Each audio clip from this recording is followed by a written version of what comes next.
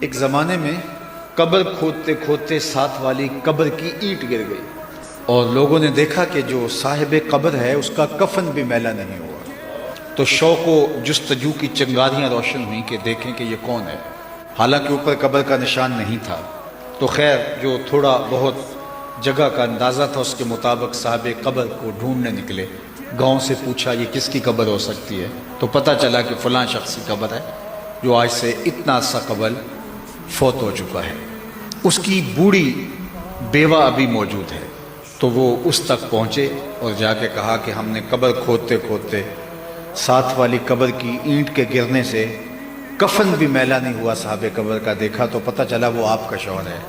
تو ہم اس تجسس میں آئے ہیں کہ دیکھیں کہ وہ عمل کون سا کرتا تھا، تو تم ہمیں بتا سکتی ہو کہ وہ کیا عمل کرتا تھا؟ تو اس خاتون نے ذہن پہ زور دے کے کہا کہ میرا سادہ سا شوہر تھا، کوئی نہ عالم تھا، قرآن بھی نہیں پڑھا ہوا تھا، لیکن کوئی مجھے تو عمل ایسا یاد نہیں آ رہا۔ ہاں ایک عمل مجھے اس کا یاد آ گیا۔ کیا؟ کہا وہ قرآن نہیں پڑھا تھا،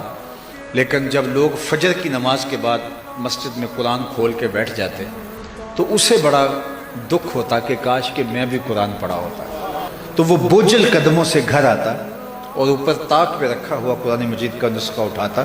اس کو کھولتا، چومتا، اس کی آنکھوں میں آنسو ہوتے اور ایک ایک سطر پہ انگلی رکھ کے کہتا مالک مجھے نہیں پتا یہ کیا لکھا ہے، جو لکھا ہے حق لکھا ہے۔ پھر دوسری سطر پہ انگلی رکھ کے کہتا مالک یہ بھی سچ لکھا ہے،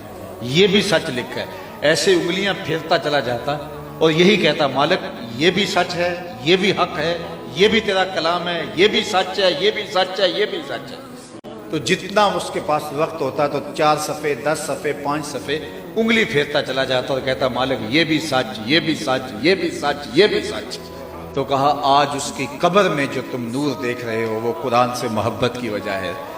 اور جنہوں نے قرآن کو سینے میں رکھ لیا اللہ ان کو کیا عطا کرے گا اور ان کی کیا عظمتیں ہوں گی۔